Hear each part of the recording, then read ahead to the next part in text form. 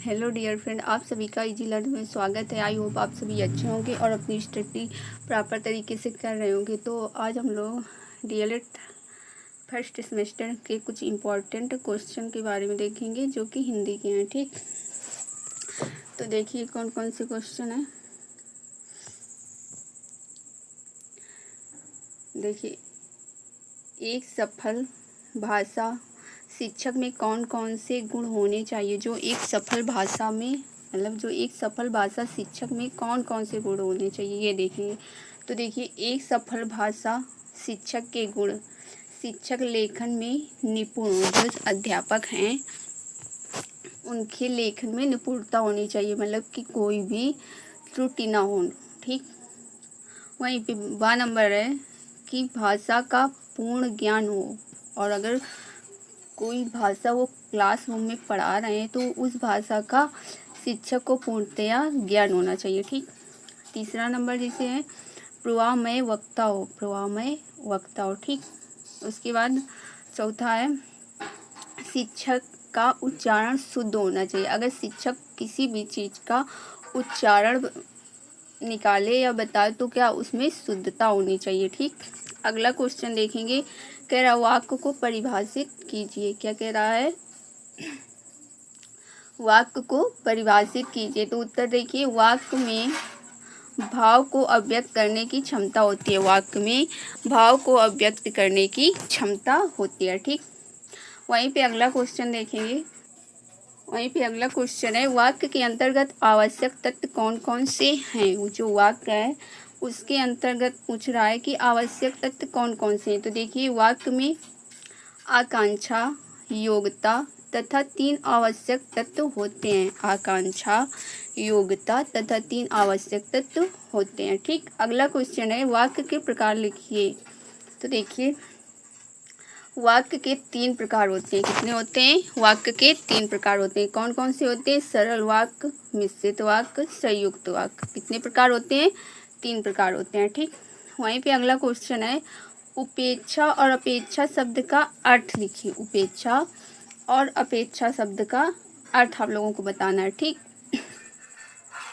तो उपेक्षा का अर्थ होता है अवहेलना, निरादर। ठीक, उपेक्षा का अर्थ होता है अवहेलना और निरादर। ठीक, वहीं पे अपेक्षा का अर्थ होता है आवश्यकता। क्या होता है? आवश्यकता या जरूरत। ठीक, अब अगला क्वेश्चन देखेंगे। कह रहा है जिसके नीचे रेखाएं लगाई गई हों वाक्यांश के लिए एक शब्द लिखिए। जिसके नीचे रेखाएं लगाई गई हों वाक्य के लिए एक शब्द लिखिए। तो उसको हम क्या कहते हैं? रेखांकित। क्या कहते हैं? रेखांकित। ठीक, अगला क्वेश्चन है आकाश शब्द के 4 पर्यायवाची लिखिए या बताइए। ठीक, आप लोगों को आकाश शब्द के 4 पर्यायवाची लिखना है। जैसे कि है नभ, अंबर, गगन, व्योम। क्या है? नभ, अंबर, गगन, व्योम। ठीक, वहीं पे अगला क्वेश्चन कह रहा है ओ और औ किस प्रकार के वर्ण है। ओ और औ जो हैं आपके, ये किस प्रकार के वर्ण है? देखिए, अनुनासिक स्वर के वर्ण है। ठीक, ओ और जो ये आपके हैं तो ये अनुनासिक स्वर के वर्ण है। ठीक, वहीं पे अगला क्वेश्चन है संधि एवं संयोग शब्दों का विलोम शब्द लिखिए। संधि एवं संयोग शब्दों का विलोम शब्द लिखिए। तो देखिए, संधि का हो जाएगा विग्रह। क्या होगा? संधि का विग्रह हो जाएगा। ठीक, संधि का विग्रह हो जाएगा और संयोग का वियोग होगा। मतलब कि विलोम का मतलब होता है जस्ट उल्टा। ठीक, संधि का विग्रह और संयोग का वियोग। ठीक, जैसे कि रात का सुबह हो जाएगा, काला का सफ़ेद हो जाएगा, और इसी तरह मतलब कि जस्ट अपोजिट होते हैं। ठीक, वहीं पे अगला क्वेश्चन है ह्रस्व स्वर किसे कहते हैं। क्या है? ह्रस्व स्वर किसे कहते हैं। तो देखिए, ह्रस्व स्वर वह होते हैं जिनके बोलने में एक मात्रा का समय लगता है। ह्रस्व स्वर वे होते हैं जिनको बोलने में एक मात्रा का समय लगता है। जैसे कि छोटा आ, छोटी ई, छोटा ऊ, री, ये आपके ह्रस्व स्वर हैं। ठीक, वहीं पे अगला क्वेश्चन कह रहा है सुधा एवं पंकज शब्द का अर्थ लिखिए। सुधा एवं पंकज शब्द का अर्थ लिखिए। तो सुधा का अर्थ होता है अमृत से और पंकज का अर्थ होता है कमल से। ठीक, अब अगला क्वेश्चन करेंगे। कह रहा है कारक किसे कहते हैं? कारक किसे कहते हैं? अपादान कारक का चिन्ह लिखिए। अपादान कारक का चिन्ह लिखिए। तो देखिए, अथवा क्वेश्चन इस प्रकार भी बन सकता है जैसे कि कारक किसे कहते हैं? कारक किसे कहते हैं? कर्ता कारक चिन्ह लिखिए। ठीक, तो देखिए, व्याकरण में संज्ञा या सर्वनाम शब्द की वह अवस्था जिसके द्वारा वाक्य में उसका क्रिया के साथ संबंध प्रकट होता है उसे कारक कहते हैं। कर्ता कारक का विभक्ति चिन्ह ने है। ठीक, कर्ता कारक का विभक्ति चिन्ह ने है। अपादान कारक का चिन्ह से है। ठीक, फिर से देख लेते हैं। व्याकरण में संज्ञा या सर्वनाम शब्द की वह अवस्था जिसके द्वारा वाक्य में उसका क्रिया के साथ संबंध प्रकट होता है उसे कारक कहते हैं। कर्ता कारक का विभक्ति चिन्ह ने है। अपादान कारक का चिन्ह से है। तो जैसे कारक होते हैं ना, कितने होते हैं? 8 ही होते हैं। जैसे कर्ता ने कर्म को करण से संपादन के लिए अपादान से अलग। ठीक, ये आपके कारक इस प्रकार 8 होते हैं। ठीक, अगला क्वेश्चन करेंगे। अविभक्ति के साधनों के नाम लिखिए। अविभक्ति के साधनों के नाम लिखिए। तो देखिए, अविभक्ति के साधन मौखिक तथा लिखित रूप से होते हैं। जो आपके अविभक्ति के साधन होते हैं ये मौखिक तथा लिखित रूप से होते हैं। ठीक, वहीं पे अगला क्वेश्चन करेंगे। अगला क्वेश्चन है मॉन्टेसरी विधि का उपयोग कब किया जाता है? जो आपके मॉन्टेसरी विधि होती है इसका उपयोग कब किया जाता है? तो देखिए, मॉन्टेसरी विधि का उपयोग लेखन विधि में किया जाता है। जो मॉन्टेसरी विधि का उपयोग है इसका प्रयोग लेखन विधि में किया जाता है। ठीक, अगला क्वेश्चन है ध्वनि क्या है? ध्वनि क्या है? ठीक, तो देखिए, भाषा की सबसे छोटी और सर्वाधिक महत्वपूर्ण इकाई ध्वनि होती है। ध्वनि क्या है? भाषा की सबसे छोटी और सर्वाधिक महत्वपूर्ण इकाई आपकी ध्वनि है। ठीक, वहीं पे अगला क्वेश्चन होगा भाषा किसे कहते हैं? भाषा किसे कहते हैं? तो देखिए, ध्वनि चिन्हों की समष्टि को भाषा कहा जाता है। किसे कहा जाता है? ध्वनि चिन्हों की समष्टि को भाषा कहा जाता है। ठीक, अगला क्वेश्चन है भाषा निर्माण का ढांचा किस पर निर्भर करता है? भाषा निर्माण का ढांचा जो है ये किस पर निर्भर करता है? तो देखिए, भाषा निर्माण का संपूर्ण ढांचा ध्वनि संकेतों पर निर्भर करता है। जो आपका भाषा निर्माण का संपूर्ण ढांचा है ये ध्वनि संकेतों पर निर्भर करता है। ठीक, अगला क्वेश्चन देखेंगे।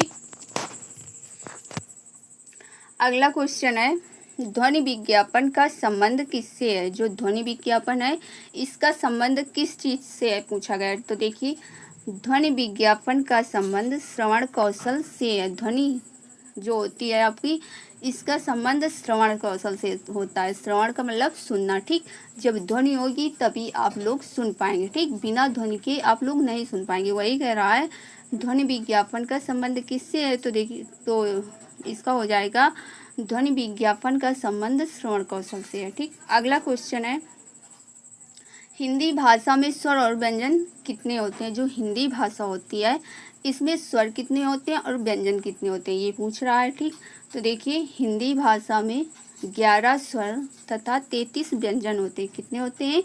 11 स्वर होते हैं और 33 व्यंजन होते हैं। ठीक, वहीं पे अगला क्वेश्चन कह रहा है स्वर किसे कहते हैं? क्या है?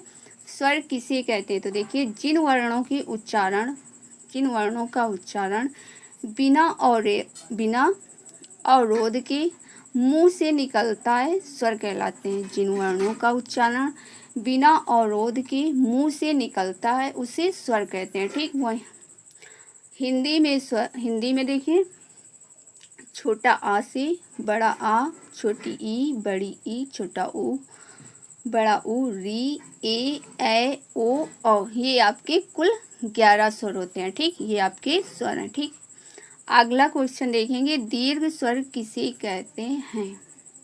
दीर्घ स्वर किसे कहते हैं? तो देखिए, इन शब्दों का उच्चारण करने में हास्य स्वरों की अपेक्षा बहुत अधिक समय है। इन शब्दों का उच्चारण करने में हास्य स्वरों की अपेक्षा बहुत अधिक समय है।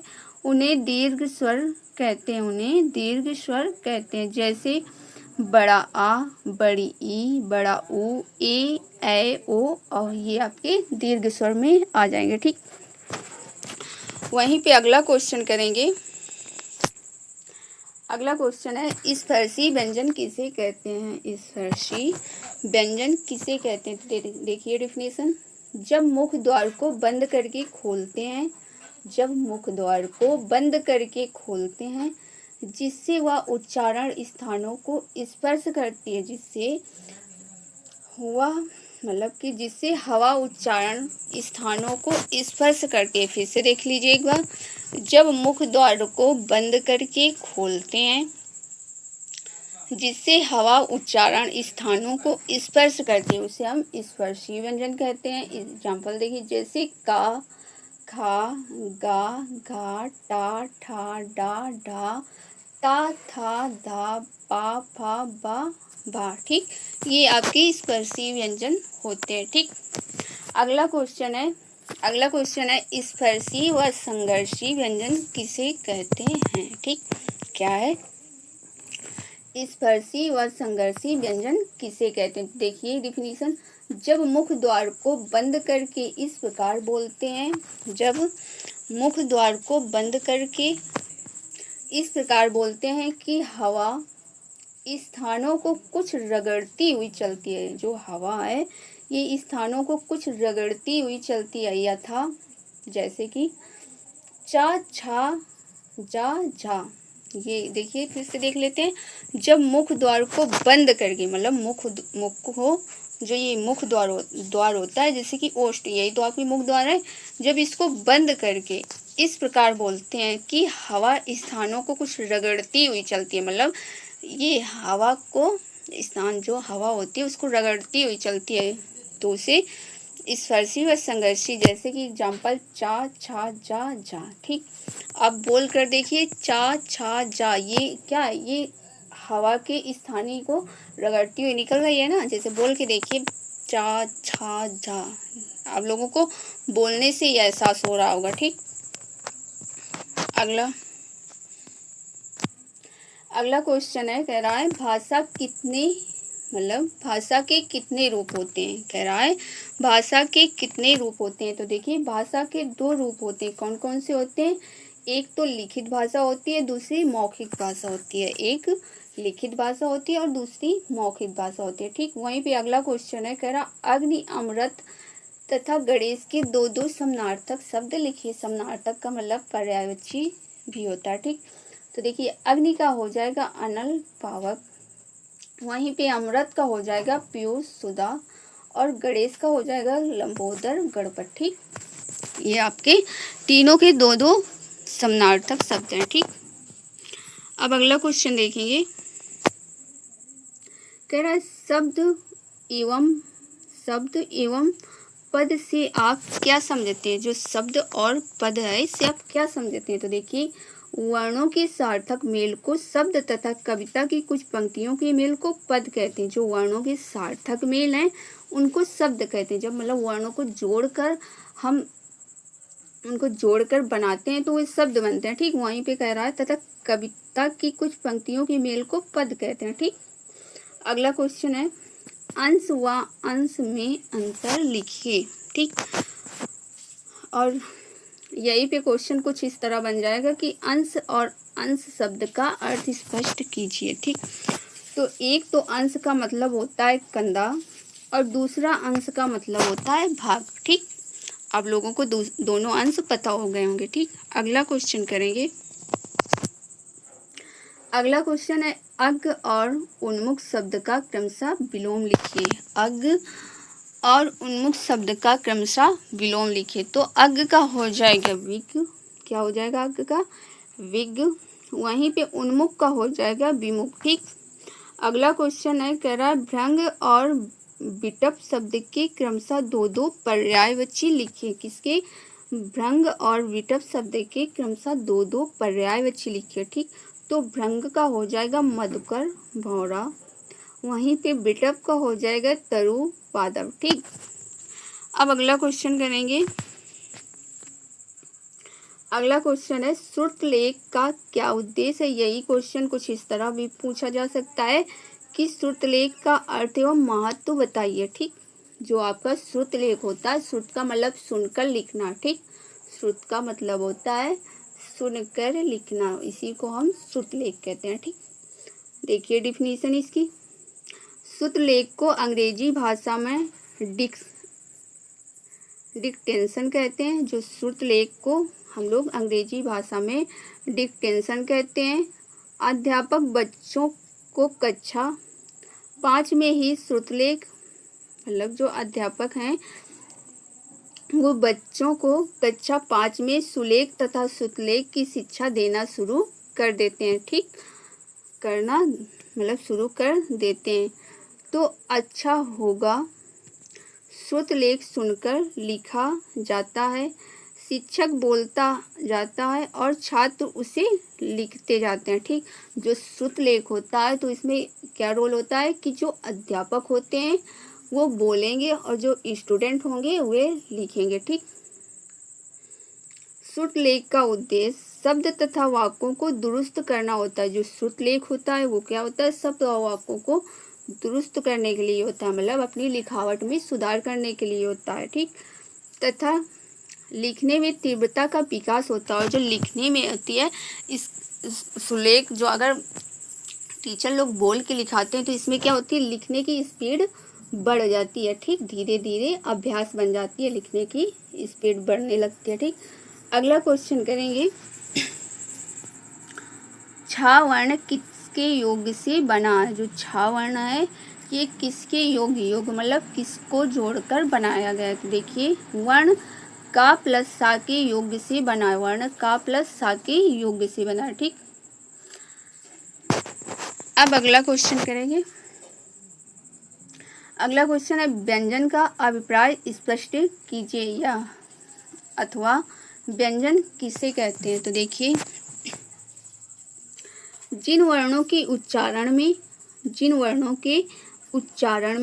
मुख से निकलने वाली वायु को मार्ग में विभिन्न अंगों से टकराने के कारण अवरोधकता आती है, उन्हें व्यंजन कहते हैं। ये स्वर की मदद से उच्चारित होते हैं। देखिए फिर से देख लेते हैं, कह रहा है व्यंजन किसे कहते हैं। ठीक, तो देखिए जिन वर्णों के उच्चारण में मुख से निकलने वाली वायु को मार्ग में विभिन्न अंगों के टकराने के कारण, मतलब जो मार्ग में है इसमें क्या आपकी बॉडी के कुछ मतलब जो अंग हैं उनसे टकराने के कारण जो अवरोधकता आती है उन्हें व्यंजन कहते हैं। ठीक, ये स्वर की मदद से उच्चारित होती है, इनका जो उच्चारण होता है वो स्वर की मदद से होता है। ठीक है, अगला क्वेश्चन करेंगे।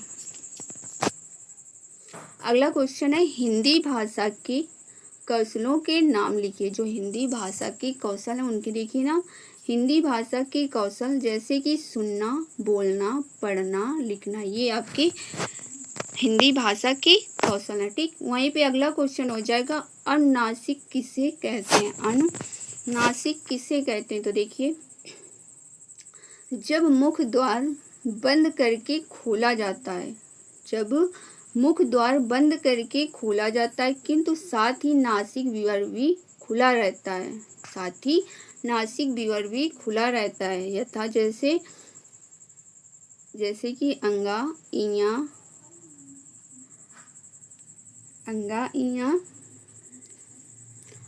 अड़ा ना मा। ठीक, फिर से देख लीजिए, जब मुख द्वार बंद करके खोला जाता है, जो ये आपका मुख द्वार है जब इसको हम बंद करते हैं, ठीक क्लोज करते हैं, उसके बाद जब इसे ओपन करते हैं तो क्या होता है, किंतु साथ ही नासिक मतलब नाक, ठीक व्यूअर भी खुला रहता है। इसकी मतलब जब इन शब्दों को हम बोलते हैं तो क्या होता है, इनको बोलने में जो नाक की भी सहायता लगती है। ठीक, नाक की भी सहायता से हम बोलते हैं इन वर्णों को। ठीक है, जैसे बोल के भी देख सकते हो अंगा, तो इसमें देखिए इसमें नाक की भी हेल्प मिलती है ना बोलने में। वहीं पे देखिए जैसे बोल रही है इया, ठीक, आड़ा, ना, मा, इसमें देखिए बोल कर ही आप लोगों को समझ में आता हो मतलब कि आता होगा कि हाँ इसमें नाक की भी हेल्प से इन वर्णों को बोल रहे हैं, ठीक। अगला क्वेश्चन है पार्श्विक किसे कहते हैं, पार्श्विक किसे कहते हैं अथवा पार्श्विक वर्ण का उदाहरण लिखिए, ठीक। तो देखिए इसमें मुख द्वार मध्य में बंद होता है, जो इसमें मुख द्वार होता है ये क्या होता है, मध्य में, मतलब बीच में बंद होता है, और हवा दोनों ओर से निकल जाती है, और जो हवा होती है ये आपकी दोनों तरफ से निकल जाती है। यथा जैसे ला, आप लोग ला को बोलकर देखिए, ला, ला, तो ला को बोलने से क्या होता है, मुख द्वार जो होता है वो मध्य में बीच में देखो बंद होता है, बोलकर देखिए, और जो आगे और पीछे है ये मुख द्वार आपका खुला रहता है और बीच में बंद रहता है। जैसे बोलकर भी देख लीजिए, ला, बोलने में लग रहा है ना कि हाँ मुख द्वार जो होता है ये आपका बीच में बंद हो रहा है, ठीक। वहीं पे अगला क्वेश्चन है लुंठित तथा लोड़ित किसे कहते हैं, लुंठित तथा लोड़ित किसे कहते हैं। तो देखिए इसमें मुख द्वार जीभ की नोक से शीघ्र ही बंद होता है, इसमें मुख द्वार जीभ की नोक से शीघ्र ही बंद होता है और 2-3 बार खुलता है, और 2-3 बार खुलता है। यथा जैसे कि रा, फिर से देखिए इसमें मुख द्वार जो आपका मुख द्वार है, ठीक, जीभ की नोक से, हाँ जीभ की नोक हो गई, जीभ की नोक से शीघ्र ही बंद होता है, शीघ्र मतलब कि जल्दी बंद होता है, और 2-3 बार खुलता है, और 2-3 बार खुलता है। तो रा जैसे एग्जाम्पल के तौर पे रा बताया गया है, तो इसको आपको लोग बोल कर देखिए, रा, रा, तो देखिए आप लोग बंद हो रहा है ना, जीभ की नोक की सहायता से बंद हो रहा है, बोल कर देखना। अब वहीं पे अगला क्वेश्चन होगा अर्ध स्वर किसे कहते हैं, अर्ध स्वर किसे कहते हैं। तो देखिए इसको बोलने से मुख द्वार बहुत सकरा हो जाता है और हवा स्वर के समान मध्य से निकल जाती है। इसको बोलने से मुख द्वार जो होता है ये आपको बहुत ही सकरा, मतलब कि इसमें जगह बहुत थोड़ी सी बचती है, ठीक, और हवा स्वर के समान मध्य से निकलती है, जो हवा होती है वो स्वर के समान बीच से निकल जाती है। यथा जैसे कि या, वा, या, वा, ठीक। अगला क्वेश्चन है अक्षर समूह का दूसरा नाम लिखिए, जो अक्षर समूह है इसका दूसरा नाम पूछ रहा है। तो देखिए अक्षर समूह का दूसरा नाम होता है वर्णमाला, अक्षर समूह का जो दूसरा नाम होता है वो वर्णमाला से है, ठीक। वहीं पे अगला क्वेश्चन कह रहा है देवनागरी लिपि की क्या विशेषता है, जो देवनागरी लिपि है इसकी क्या विशेषता है। तो देखिए देवनागरी लिपि सुंदर एवं स्पष्ट है, हमारा मूल साहित्य इसी लिपि से संरक्षित है, ठीक। फिर से देख लेते हैं, कह रहा है देवनागरी लिपि किसे, मतलब देवनागरी लिपि की क्या विशेषता है। तो देखिए देवनागरी लिपि सुंदर एवं स्पष्ट है, ठीक, हमारा मूल साहित्य इसी लिपि पर संरक्षित है, जो हमारा साहित्य है वो देवनागरी लिपि में ही संरक्षित है, ठीक। अगला क्वेश्चन करेंगे, अगला क्वेश्चन है भावों तथा विचारों के आदान प्रदान का कौन सा माध्यम है, भावों तथा विचारों के आदान प्रदान का कौन सा माध्यम है। तो देखिए भावों और विचारों के आदान प्रदान का माध्यम भाषा है, भावों और विचारों के आदान प्रदान का माध्यम क्या है, भाषा है, ठीक। अगला क्वेश्चन हो जाएगा मनोभावों को बोलकर प्रकट करने का कौन सा माध्यम है, मनोभावों को बोलकर प्रकट करने का कौन सा माध्यम है। तो देखिए मनोभावों को बोलकर व्यक्त करने का माध्यम मौखिक भाषा है, ठीक। अपने मन के भावों को हम किस प्रकार प्रकट कर सकते हैं, तो अपने मन के भावों को हम बोलकर किसी दूसरे के सामने व्यक्त कर सकते हैं या बता सकते हैं, ठीक। वहीं पे अगला क्वेश्चन हो जाएगा, पढ़कर व लिखकर विचारों का आदान प्रदान किसके द्वारा किया जाता है। जो अपने विचार होते हैं इनको हम पढ़कर व लिखकर एक दूसरे तक आदान प्रदान का मतलब होता है एक दूसरे से लेन देन, ठीक, इसी का मतलब होता है आदान प्रदान, ठीक। लिखकर विचारों का आदान प्रदान किसके द्वारा किया जाता है, तो देखिए उत्तर, पढ़कर व लिखकर विचारों का आदान प्रदान लिखित भाषा के द्वारा होता है। जो आदान प्रदान के जो मतलब कि जो विचार होते हैं उनको क्या करते हैं, पढ़कर व लिखकर विचारों का आदान प्रदान लिखित भाषा के रूप में होता है, ठीक। अब अगला क्वेश्चन करेंगे, लास्ट क्वेश्चन है तेरा, अनेकार्थी शब्द किसे कहते हैं। अनेकार्थी शब्द किसे कहते हैं, तो देखिए डिफिनीशन, भाषा के अंतर्गत अनेक शब्द ऐसे होते हैं, भाषा के अंतर्गत अनेक शब्द ऐसे होते हैं जिनके एक से अधिक अर्थ होते हैं, एक से अधिक अर्थ होते हैं, वे शब्द अनेकार्थी शब्द कहलाते हैं। जैसे कल शब्द का अर्थ होता है अनेकार्थी शब्द, आप लोग इसका पहले अर्थ समझ लीजिए। अनेकार्थी शब्द जिसके अनेक अर्थ हों, अगर कोई शब्द है उसके जो अर्थ हैं एक से अधिक हों, ठीक, एक ही शब्द के अनेक अर्थ हों उसे हम अनेकार्थी शब्द कहते हैं। जैसे भाषा के अंतर्गत अनेक शब्द ऐसे होते हैं जिनके एक से अधिक अर्थ होते हैं, ठीक, वे शब्द अनेकार्थी शब्द कहलाते हैं। जैसे कल, कल शब्द का अर्थ देखिए, कल का मतलब होता है पिछला, दिन, अगला, कामा, शोर, मशीन, सुंदर आदि, ये आपके अनेकार्थी शब्द के एग्जाम्पल हैं, ठीक। तो आज की जो हमारी क्लास थी यहीं तक थी। आई होप आप लोगों को क्लास अच्छी लगी होगी, और अगर चैनल को सब्सक्राइब ना किया हो तो सब्सक्राइब कर दीजिए, और साथ ही वीडियो मतलब कि वीडियो को लाइक कर दिया करिए, कमेंट कर दिया करिए, ठीक है। और इजी लर्निंग में आप लोगों के सारे सब्जेक्ट की सारे क्लासेस प्रॉपर तरीके से कराई जा रही हैं। तो अगर कोई भी क्लास, किसी भी सब्जेक्ट की कोई भी क्लास अगर मिस हो गई हो आप लोगों से, तो प्लेलिस्ट में जाकर देख लीजिए, ठीक।